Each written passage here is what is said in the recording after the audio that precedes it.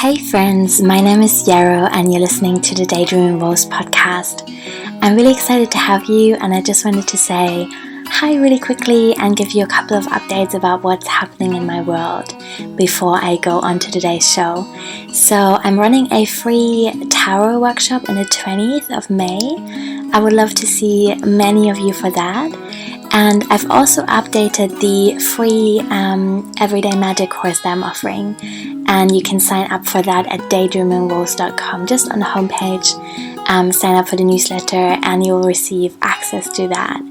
And I would also love your feedback, of course, if you're working with my material and you have any questions or ideas for things that I can cover, please let me know. So today's interview is with Chanelle Bergeron, who's such a beautiful person. I was already in love with her work when I recorded this interview, but yesterday I also had a tarot reading with her, which was just really beautiful and affirming. I walked away from it feeling really reassured and feeling that I was being supported with some really complex stuff, and that actually I have way more tools than I had remembered when I first asked for this reading, which is kind of like an ideal outcome of a reading. I felt really empowered and inspired and really seen. I think that's also really important. So I would really recommend you check Chanelle's work out. She's amazing. I will leave all her links in the show notes, and I'm just so excited to share this with you. Let me know what you think and have a really beautiful day. Bye. Hey everyone, I am so excited to have another really beautiful conversation today. I'm speaking with Chanelle Bergeron, and that's really exciting because I'm really into talking about essences some more, and I just really love the way she talks about magic, and I have some really beautiful questions that I want to ask. So first, as always, I want to say how we met in air quotes because we're really just seeing each other's faces live for the first time. But anyway, the internet is magic like that, so I still feel like there's a really beautiful connection. So I followed her on Instagram, I think only a couple of months ago, and have since kind of just really enjoyed her energy, and just I feel like there's a lot of authenticity coming through, and I know that's a word that's kind of being thrown around a lot at the moment, but I really felt it. I wasn't just seeing the word being used, I was really feeling it, and that was beautiful.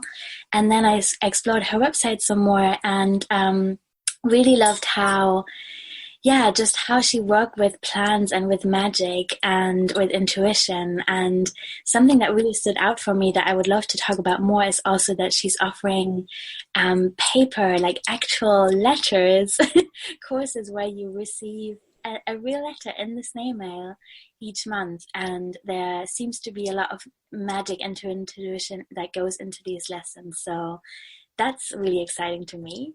And then I also received a really beautiful essence that I'm actually holding right now, that was custom made for me, and it really was just so touching. I received it last Friday, which is my favorite day of the week, and I sat with it in the garden and meditated a bit with a few drops under my tongue, and it was just really, really beautiful. So I am so excited to speak to the creator of this magic now, and I'm going to start talking and hand it over and say thank you so much for being here, and thank you for your time. I'm so excited to speak, and I would love you to say hi and introduce yourself. Well, hello. Thank you for all of those lovely words. I feel like I must be flushed or blushing a little bit. It was really lovely to hear your experience with that essence blend. So I really appreciate you sharing.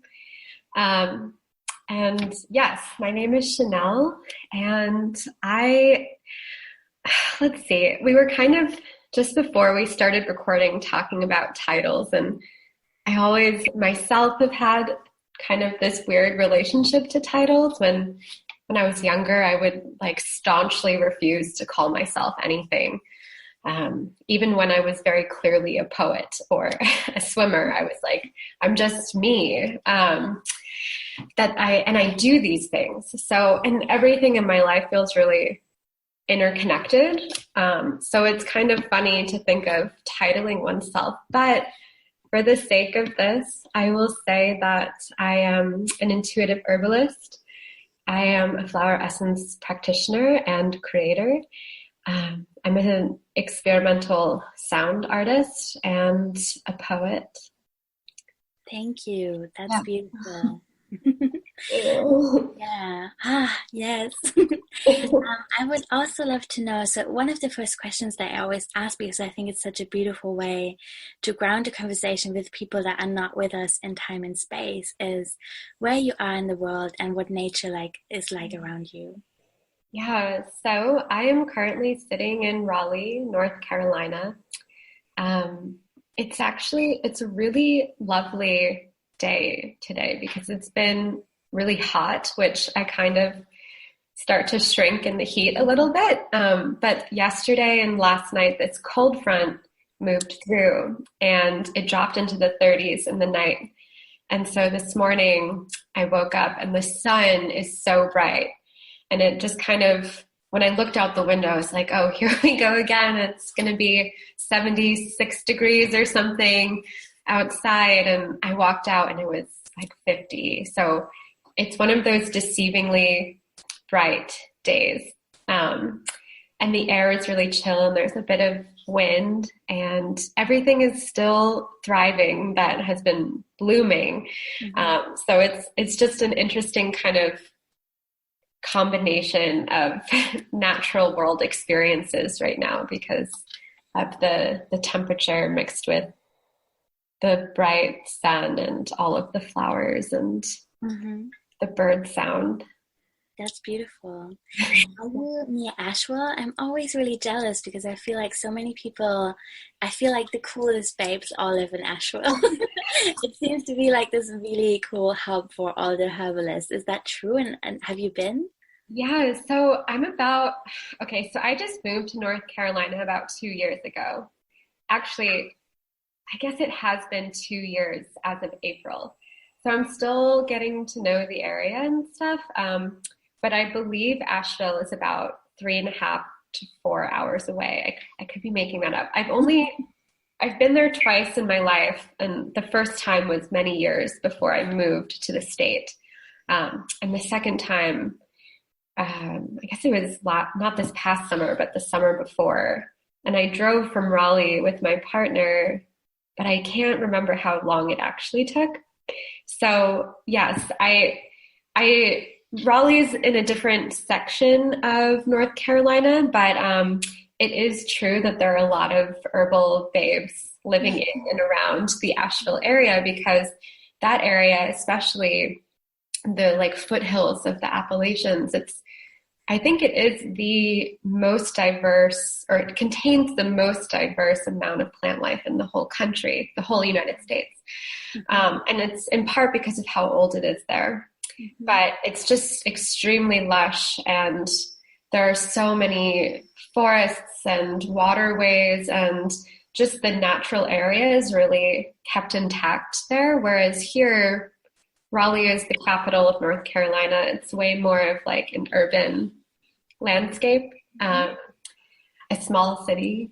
But yeah, I think that the lushness and the vastness of the species of plants that live in the Appalachian region is what draws a lot of that herbal, magical community towards it. And there's just rose quartz all over. It's embedded that's what I've read, that one of the most predominant natural stones, especially in that region, is rose quartz.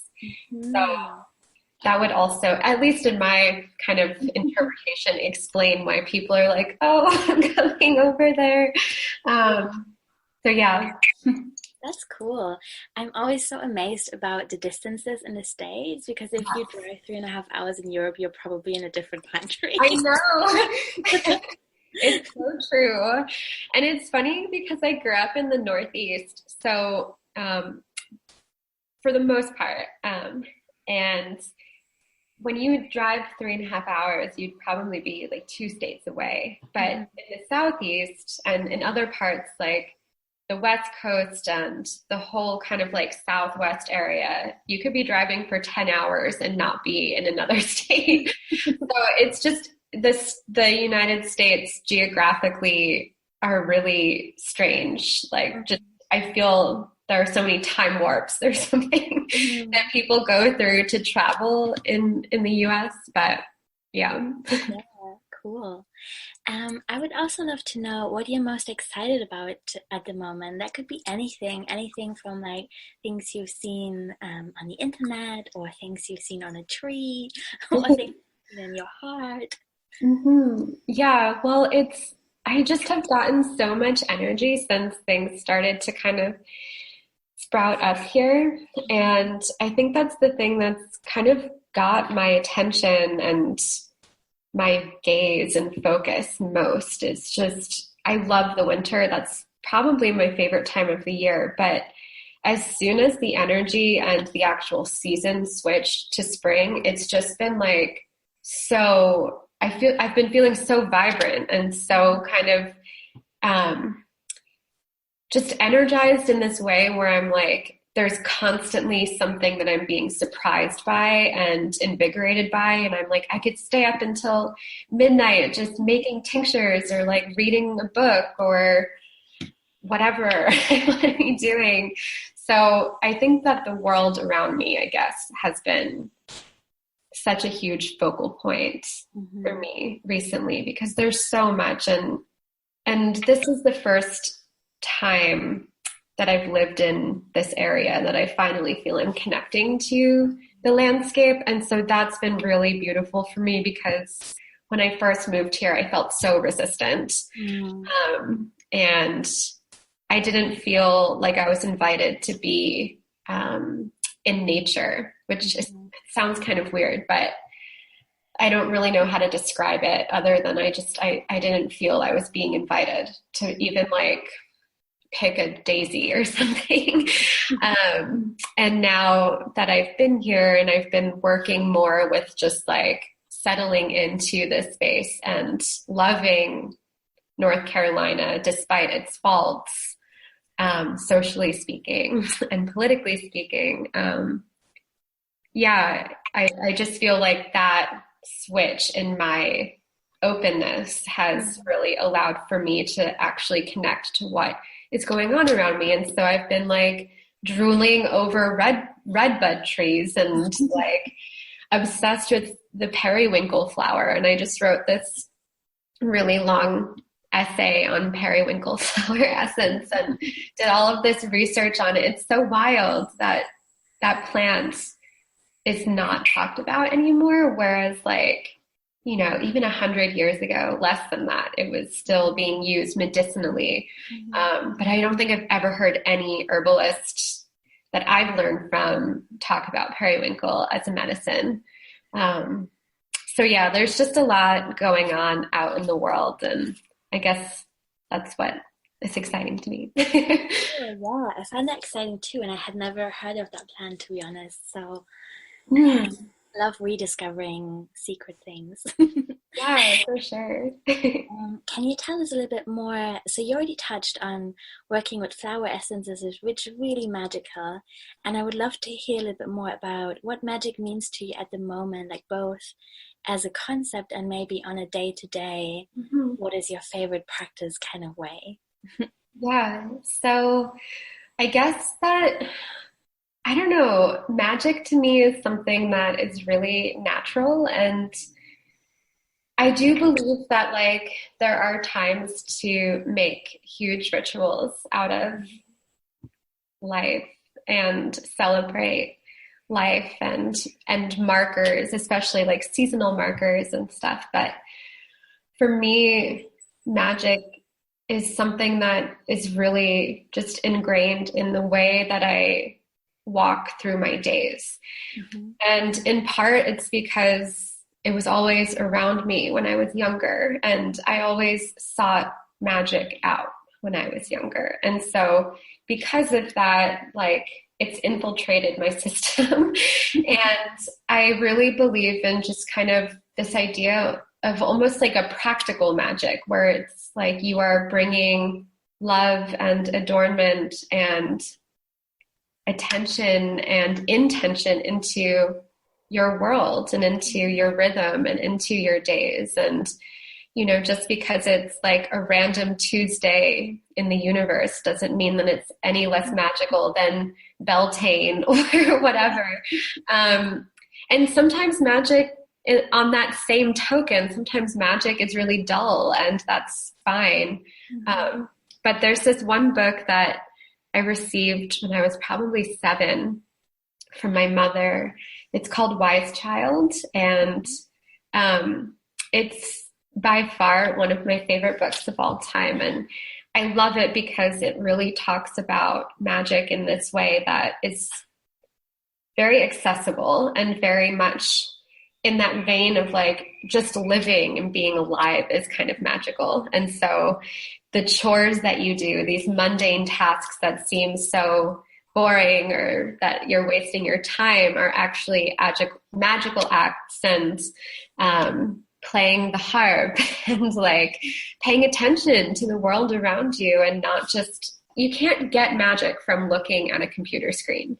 I mean, you might be able to find routes and inspiration and people to guide you on a computer screen, but like where you are going to find your magic is, I'm pointing to myself, it's like, it's within your concept of how to live your life and how to integrate like flower essences or stone magic or astrology or whatever calls to you into your daily life.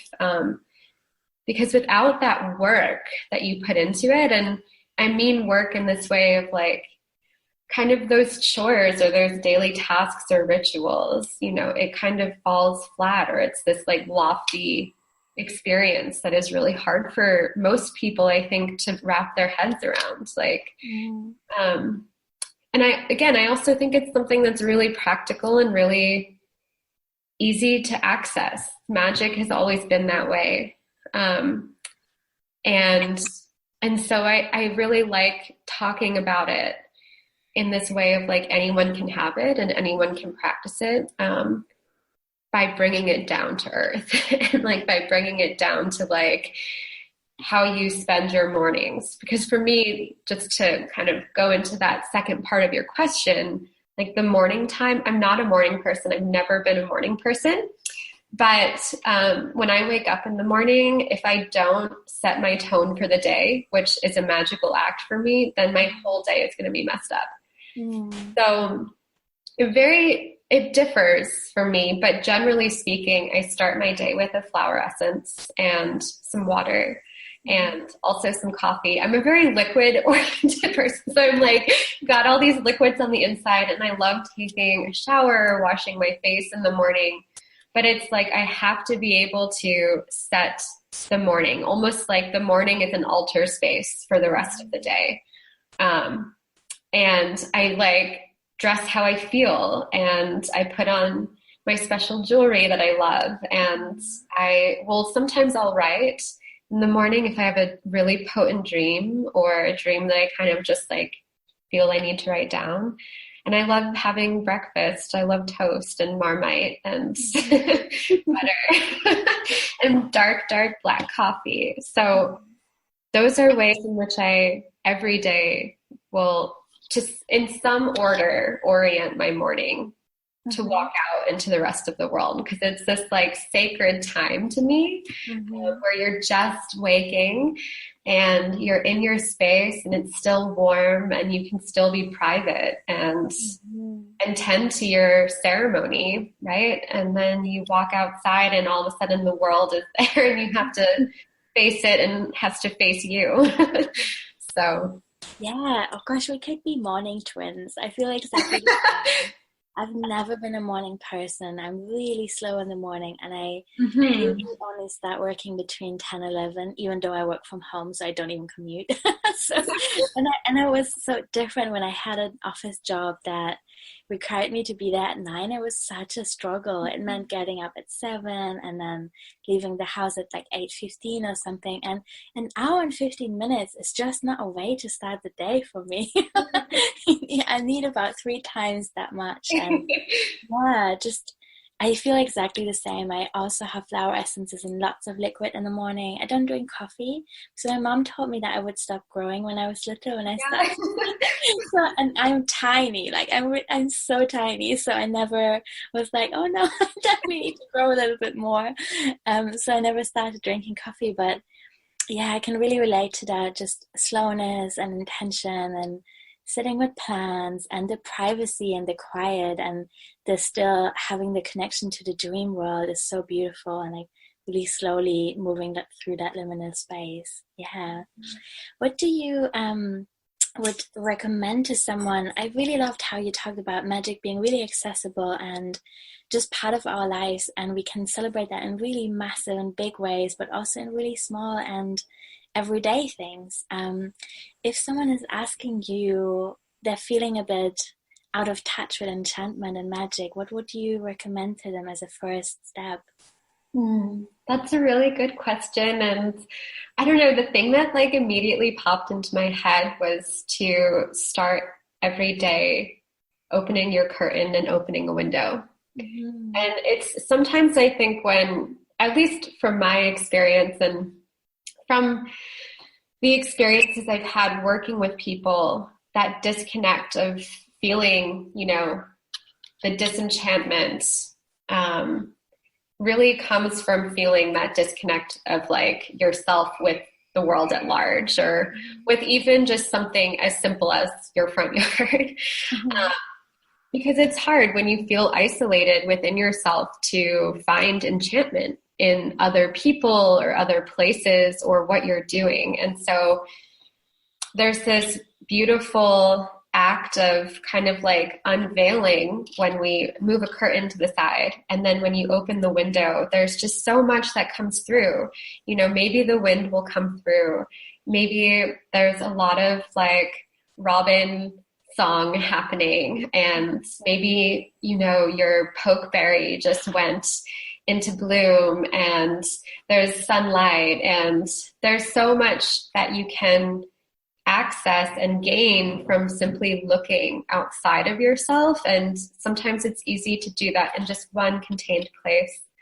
And it's from there that you're like, wow, the pokeberry is so fucking beautiful. Like, I've never seen purple that color, and the wind smells like jasmine, and I just want to go outside and like, or I want to go write this poem or something, you know. And that is an act of re-enchantment, I think, when we are reminded of beauty, and we are reminded of life, and we are reminded of joy, and just simply being what we are, you know, like the wind is the wind.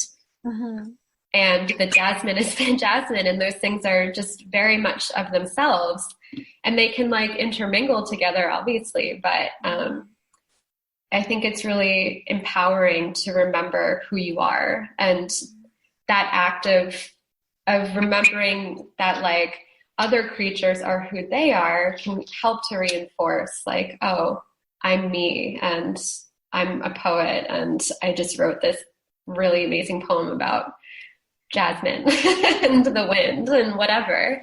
So that's the first thing that comes to my mind. Yeah, that's beautiful. I'm really excited to share that with people. Thank you. I know from another interview that I listened to with you that you're also really into music and sound, and that you're weaving that into your work in a really quite magical ways. Can you tell us a little bit more about that? Yeah, so I love music so much, and when I was younger, I mean, I'd always been around music, and I took voice lessons for, I don't even know, like 5 or 6 years when I was younger. But it was, I think music for me was one of my first forms of therapy, because I never really was into talking to people until later. And actually my sister yesterday, we were on the phone and she was telling me she had watched this home video of me and she was like, you were just so quiet. Like I could barely hear your voice. And I was then reminded that like, yeah, I was extremely shy and really interior and I didn't like speaking. And so for me, like, it was so powerful to be flooded with music. Mm-hmm. And it was something that, again, from a very young age, we always, my sister, my brother, and I always fell asleep listening to music. Mm-hmm. We had these amazing CDs. They were the Classical Kids CDs. Have you ever heard of those? No. Oh my gosh, they're so good. I actually listened to one relatively recently and I was like, good old days. But anyway, they're just these like stories about famous composers like Vivaldi or Mozart, and the stories involve children and they're like interwoven into kind of like a composition of their most famous musical works. So we had always kind of like listened to music to fall asleep. And for a while, even when I was older, I didn't think I could fall asleep without listening to music. And there were times when I was a teenager where I was really, I would say I was depressed. I don't really know exactly. I was very withdrawn and just really interior is the only way I can describe it properly. But I would just like turn the Deftones up really loud and like lay on my bed in my room.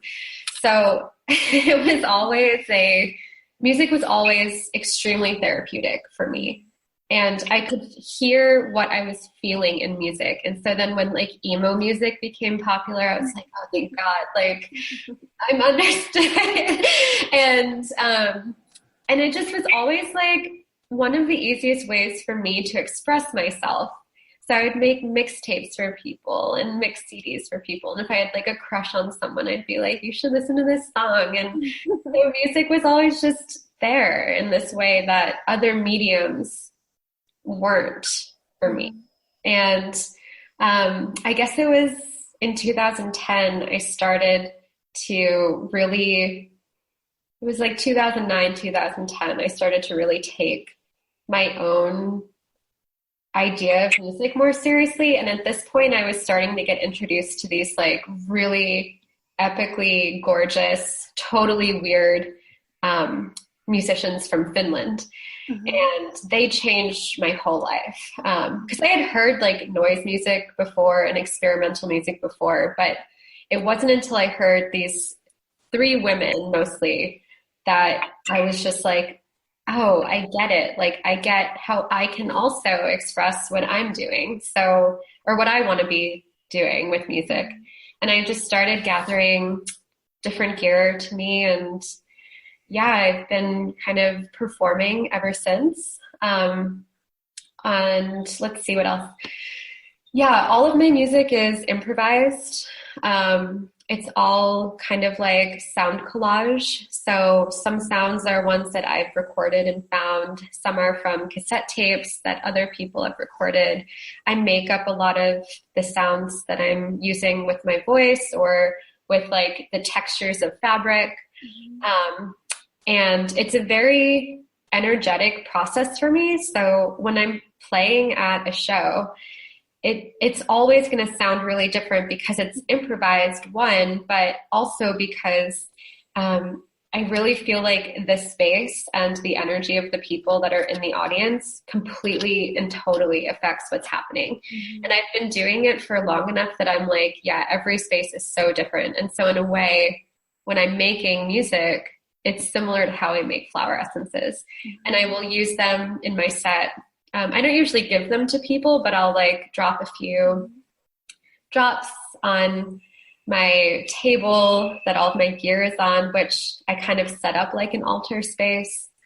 And yeah, it's just, like I said, it's always a little bit different every time, But for me, it's like, that's kind of how I operate in the world. It's easier for me to be approaching what I do in an improv sort of manner. So yeah.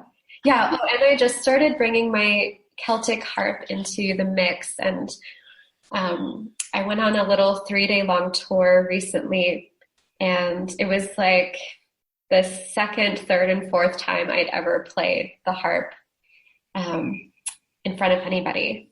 Mm-hmm. And I put it into different pedals, electronic pedals that kind of make the sound really different. And it was so fun. So yeah. That sounds amazing. I really got heart flutters listening to you, because I kind of like music, but I never had a really deep connection to it, and I definitely never thought that I could make music myself. I had guitar lessons as a young teenager because my dad is quite into music, and as a teenager, obviously I was not into anything that my parents were into. And also I really struggled with sensory overload. So as a teenager, when everyone else was like into punk or into any kind of really loud stuff, I just got so overwhelmed and was like really missing that connection to a subculture, because I couldn't really enjoy that super loud music, or like going to gigs where people would jump around was like my worst nightmare. So, but like playing with textures and sounds that you found sounds really exciting, and I think I want to do that too. I would love to I feel like there are so many cool people in Europe that are making really interesting music, and I'd love to, just kind of send you in their direction. And if you ever have any questions about what do I use, you can always ask me. But that makes a lot of sense, because I think that sometimes like punk and really loud and like thrashy things can be super cathartic, but as I've gotten older and more sensitive in general to my surroundings and to sound and to vibration, I've been like so resistant to hearing someone scream at me. And it's just really cool, because sound is vibration and essences are vibrational medicines. And so I feel like people that are drawn towards essences probably also are drawn towards sound. Mm-hmm. And it's something that concept is something that I've been thinking about a lot. And I don't know how to really put it into more of a like definitive kind of theory yet. But yeah, it's something that I've just been kind of like turning over in my mind, because they are working on the same level. Mm-hmm. One is working through air and the other is working through water. And yeah. Mm-hmm. Yeah, that makes a lot of sense to me. Oh, can you tell us a little bit more about how you got into flower essences and what they mean to you? Yes. So I love flower essences so much. They are like, honestly, one of the best things that's ever happened to me, because when I first really started using them, it was like someone had like rung a bell in my heart or something. They resonated so immediately and so quickly. And it was like a eureka kind of experience where I walked out of this room. I'll tell that story actually. But I was, let's see, it was like 2011, maybe 2010. I'm really bad with dates. But I had just finished herb school, and I went to the Northeast School of Botanical Medicine with Seven Song. And he's kind of like infamous for being like, flower essences are bullshit, homeopathic remedies are bullshit. Yeah, he's very scientific and very like clinical, and which is amazing. And it's one of the reasons why I chose him, because I needed someone who was going to sit me down and be like, this is the lymphatic system. This is what it's all about. these plants are good for the lymphatic system. Don't bring anything else into it. Like, that's all you need to know. Cleavers, chickweed, poke. And like, it didn't necessarily have none of his teachings in a way had like a spiritual or an emotional overtone. Although I think like it was tinged with that. But anyhow, I left his program and I moved to Providence, Rhode Island, and I was working at Pharmacy, which is a little herb shop there. It's still there. And I started doing consultations with two of my really dear friends. And so anyway, we were doing this consultation with someone, and after we finished, I went to my one friend, Emma Scully. She's also an incredible herbalist and just beautiful person. And I went to her apartment, and I was just like hyper in this way where I was like, da-da-da-da-da-da-da. Like, I just wouldn't leave her alone. And I was like, just talking about the consultation and just like, what do you want to do? La, la, la, la, la. And she kind of just looked at me in this way where she was annoyed, but also like endeared by me. And she gave me her pendulum and 3 boxes of the Woodland flower essence collections and sent me into her room and like shut the door. And she was like, find a flower essence for this person, for the client that we had just had. And I was like, what? And I had never used a pendulum in that way. I had never used flower essences in that way. And I don't know, it was like immediate. I picked up the pendulum and it was so gorgeous. I will always remember that pendulum. And I just asked it to show me a yes and a no. And I felt it immediately. Like when it said yes, I felt that. And when it said no, I felt that. And I was like, oh my God, this is so magical. This is out of this world, but it's not, it's right in this world. And then I asked to have the pendulum help me find an essence or a few essences for this person. And so I came out with these essences and I was just like, and I remember walking out of the room and I was like, Emma, and she was like, what's wrong? And I was just like, I'm in love. I can't believe this. And it was from that point on that I just was like insatiably, madly head over heels for them. Yes, that's such a beautiful story. Oh God, yeah. I am feeling pretty in love with them too, but I still have trust issues sometimes when it comes to making my own. Like just feeling still a bit shy, but I love everyone else's flowers. So that's great. Yeah, something that you do that I also really loved, which I also already mentioned in the beginning, is that you offer correspondence courses, which is so beautiful. And yeah, I would love to know how that came to be and like what was the spark and how are people working with that? Yeah, so I guess letter writing to me has always been the easiest way of communicating things. And it might be because I felt like not a very vocal person when I was younger. And in a lot of ways, I still feel that way. Like I don't like talking on the phone. I'm really bad at texting.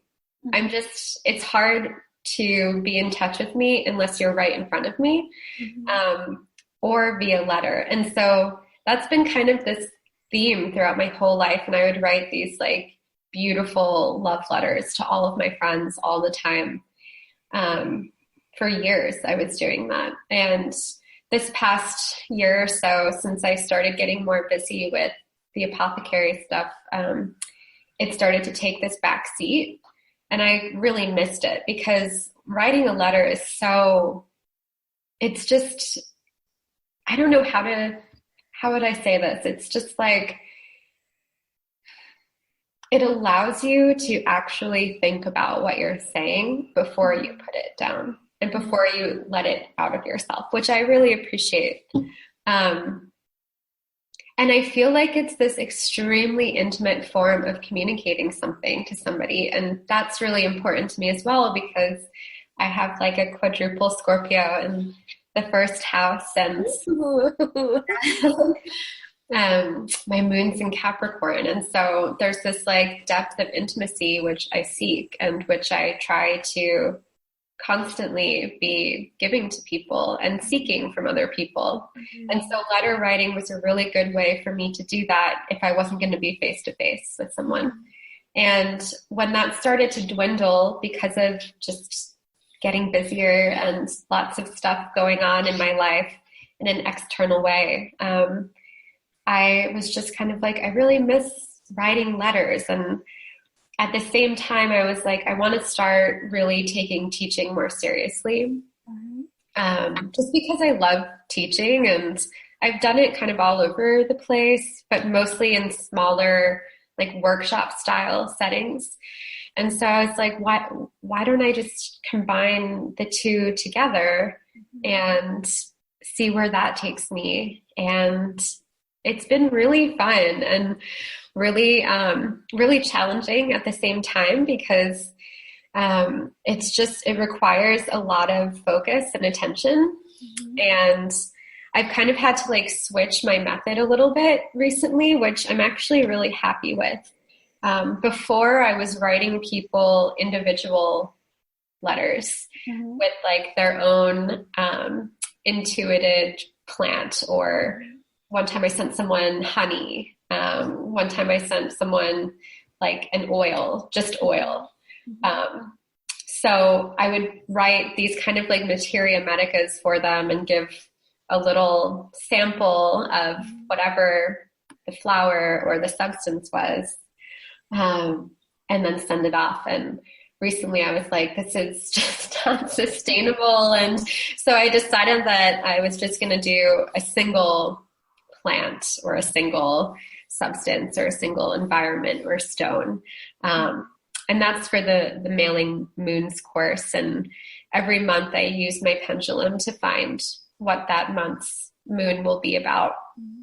And yeah, I just started doing a flower essence one as well. As of, I guess I started it in March.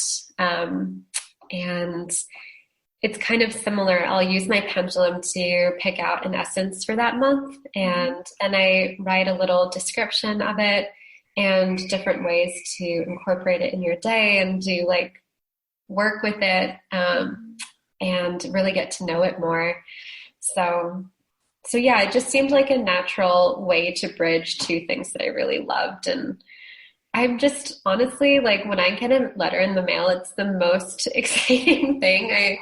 I love that feeling of opening the mailbox and seeing something in there. And when it's a surprise, it's even more incredible. And when it's expected, it's always so fulfilling and lovely. And so I wanted to gift that to people as well, because it's just such a good feel. Yeah,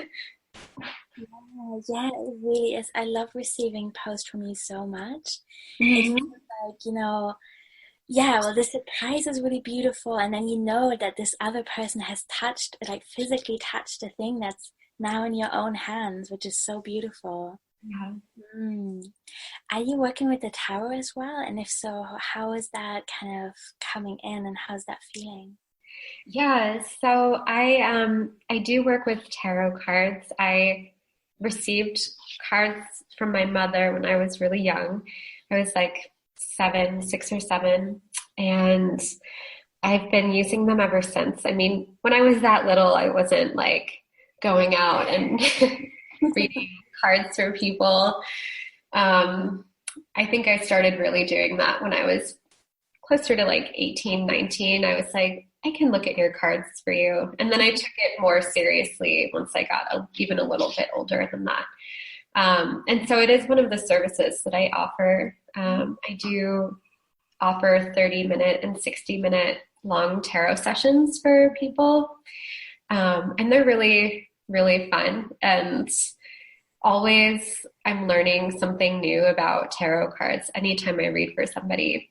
And a lot of my tarot experience if not the majority of it, has been self-taught. I make up my own spread. And I look at that spread differently every time I read. It really depends what's going on in the rest of like the narrative of the story. I actually realized recently that I feel like I'm doing a lot of channeling work when I read cards, and then it's almost like that is this kind of like macroscopic view of reading tarot. And then I can get down into more specific, like detail-oriented things as well. So it's like this switch in perspective that I'm gaining more confidence and trust in. And then I have 2 tarot readers that have like inadvertently taught me so much about tarot just from having a few readings with them over the course of many years. But I love cards. I use the Wild Unknown right now, and I've been using that for a few years, and it really surprised me how much I loved that one, because I was very like traditional tarot cards are the way, and but that one just speaks volumes, and it allows for a lot of movement within looking at the cards.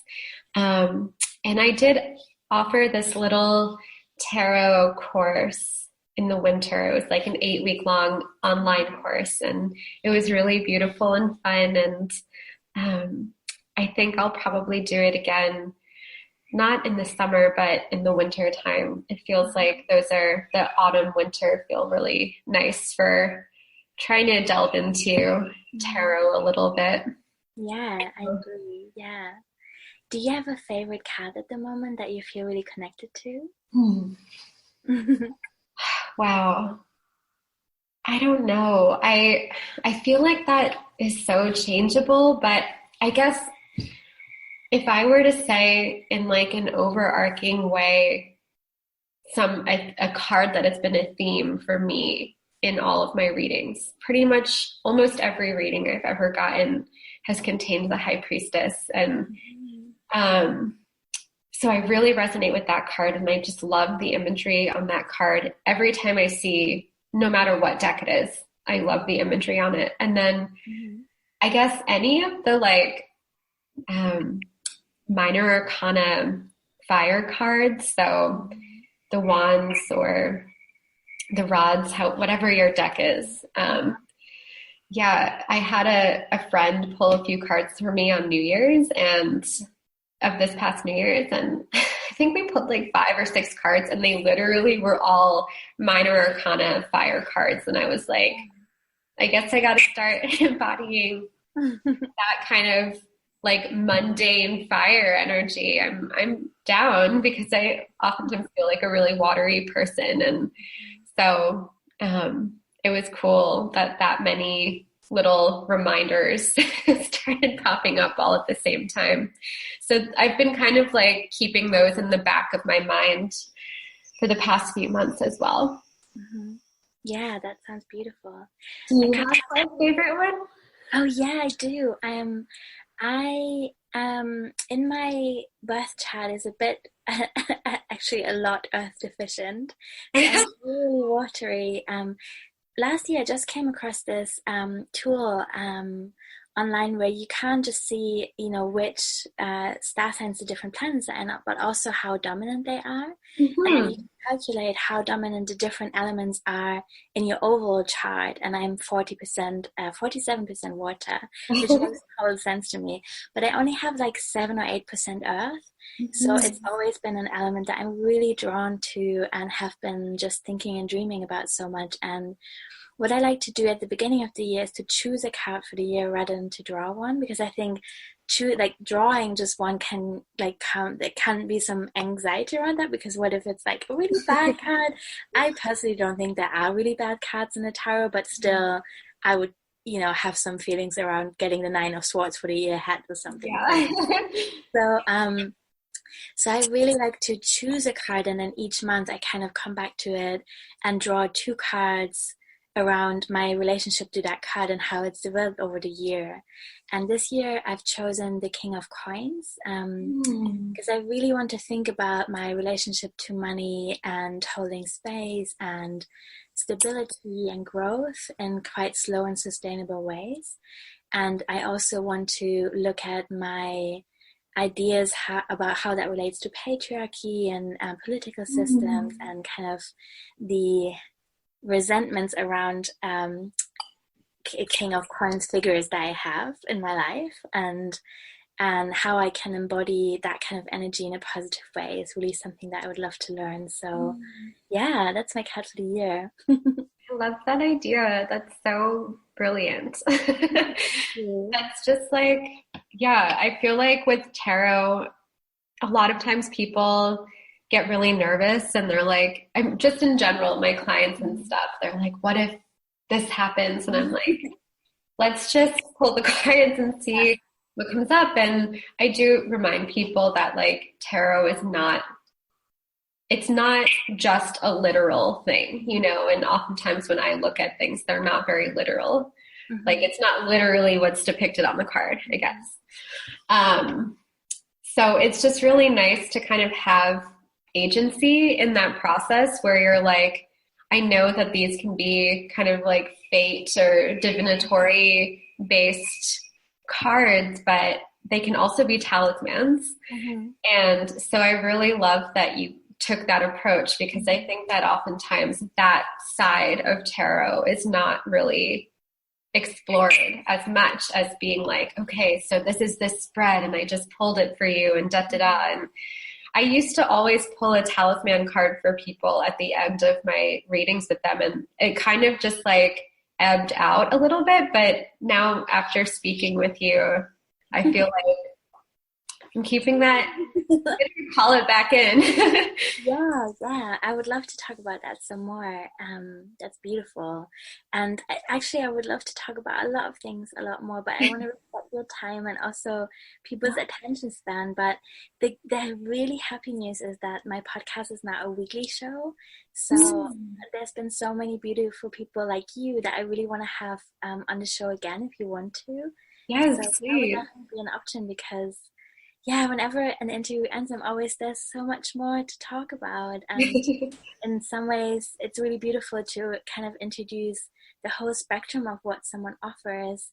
But I also would love to dive a lot deeper, especially into flower essences with you, if you like, one day. Yeah. Yes, please. We'll figure it out. I love speaking with you, and this has just been so lovely. So I'm down. Oh, wow. That was just a rainbow behind you, by the way. That was amazing. So before you go, I would love to hear what you're offering and where people can find you if they're interested and they want to learn more. Sure.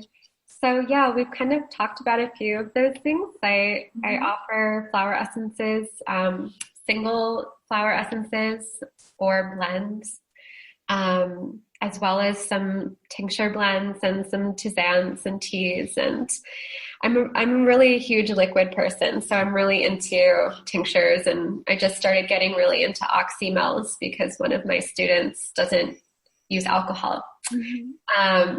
So that's been a new kind of venture for me. I also do consultations for people, which is one of my favorite ways. I love making products, but I don't feel like I'm a product maker as much as I am a practitioner. So doing consultations is really a huge part of my practice. And I offer a few different styles, including just straight up tarot sessions. And let's see, I also have those online courses that or rather they're not online, but they're the distance courses, the snail mail courses that you were mentioning and we talked about a bit.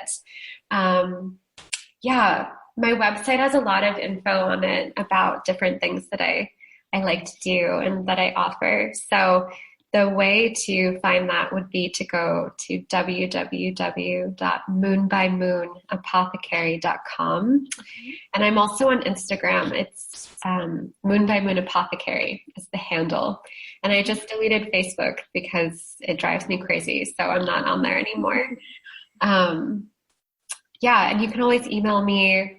It's moonbymoonapothecary@gmail.com. And yeah, you can visit if you're in North Carolina. Just give me a call. Thank you so much. That's beautiful. And for anyone who maybe had a hard time remembering all this, we put it in the show notes as well, and then people can find you that way as well.